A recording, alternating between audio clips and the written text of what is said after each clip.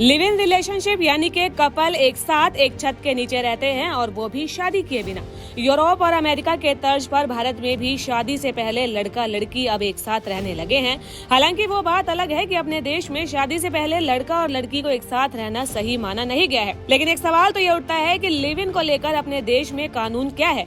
क्या कानून live in को लीगल मानता है? और एक बड़ा सवाल तो ये भी है कि अगर लिव इन के दौरान बच्चा पैदा हो जाता है तो फिर उसका क्या होगा? क्या लड़का उसे पिता होने का दर्जा दे सकता है और क्या उसे लड़के की संपत्ति में हक मिलेगा? आज के समय में कई कपल इसलिए भी लिव इन रिलेशनशिप में रहते हैं ताकि ये तय कर सके कि दोनों शादी करने के लिए कंपैटिबल है या नहीं, और कुछ इसलिए लिव इन में रहते हैं क्योंकि उन्हें सोसाइटी के बनाए नियम और कायदे कानून में इंटरेस्ट ही नहीं है। लेकिन लिव इन के सिस्टम को लेकर कुछ बातों का ध्यान रखना भी बेहद जरूरी है। खासतौर पर कानूनी दांव पेच के बारे में जानना बेहद जरूरी है। सबसे पहले ये जानते हैं कि क्या लिव इन रिलेशनशिप लीगल है। आज से तकरीबन 18 साल पहले सुप्रीम कोर्ट ने साल 2006 के एक केस में फैसला देते हुए कहा था कि एडल्ट हो जाने के बाद व्यक्ति किसी के साथ रहने या शादी करने के लिए आजाद है। इस फैसले के साथ लिव इन रिलेशनशिप को कानूनी मान्यता मिल गई थी। अदालत ने कहा था कि कुछ लोगों की नजर में अनैतिक माने जाने के बावजूद ऐसे रिश्ते में रहना कोई अपराध नहीं है। तो फिर लिव इन रिलेशनशिप पर फंडामेंटल राइट्स क्या कहते हैं? लिव इन रिलेशनशिप की जड़ कानूनी तौर पर संविधान के आर्टिकल 21 में मौजूद है। अपनी मर्जी से शादी करना या किसी के साथ लिव इन में रहने की आजादी का अधिकार आर्टिकल 21 से अलग नहीं माना जाता है।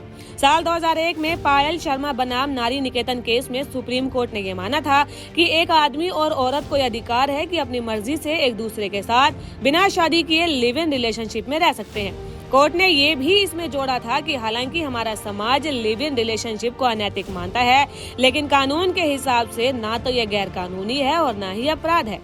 तो फिर सवाल ये कि अगर बच्चा हो जाए तो फिर क्या शादी करना जरूरी है? इलाहाबाद हाई कोर्ट की अधिवक्ता स्वाति अग्रवाल की अगर माने तो लिव इन रिलेशनशिप के दौरान अगर लड़की प्रेग्नेंट हो जाती है तो कानून के मुताबिक ये जरूरी नहीं है कि लड़का शादी ही करे, क्योंकि लड़का लड़की दोनों बालिग हैं और अपनी मर्जी से एक दूसरे को पार्टनर चुनकर साथ रह रहे थे। लिव इन रिलेशनशिप का मतलब ही होता है एक दूसरे का दिन रात का साथ और दोनों का एक साथ छत के नीचे रहना। तो फिर सवाल ये कि पैदा हुए बच्चे का क्या होगा? लिव इन रिलेशनशिप के दौरान अगर बच्चा पैदा होता है तो उसका वही अधिकार बनता है जो कि एक बेटे का अपने पिता पर होता है। पिटीशन दायर करने का ये कानूनी अधिकार महिला को डोमेस्टिक वायलेंस के सेक्शन 16 के तहत मिलता है। बच्चे के अधिकार के लिए महिला पिटीशन दायर कर सकती है। अब इसमें होता यह है कि पिता के द्वारा बनाई गई संपत्ति में ही हक मिलता है और पुश्तैनी संपत्ति यानी कि दादा की जायदाद में तो हक बिल्कुल भी नहीं मिलेगा। तो क्या लिव इन पार्टनर्स पर भी लागू होता है घरेलू हिंसा का कानून? इंदिरा शर्मा बनाम BK शर्मा केस में सुप्रीम कोर्ट ने बताया था कि protection of women from domestic violence act 2005 की धारा 2F में डोमेस्टिक रिलेशनशिप की जो परिभाषा है उसमें लिव इन रिलेशनशिप भी शामिल है। यानी कि जिस तरीके से इस एक्ट की मदद से शादीशुदा कपल खुद को घरेलू हिंसा से बचा सकता है, उसी तरीके से लिव इन रिलेशनशिप में रह रहे कपल पर भी ये एक्ट लागू होता है।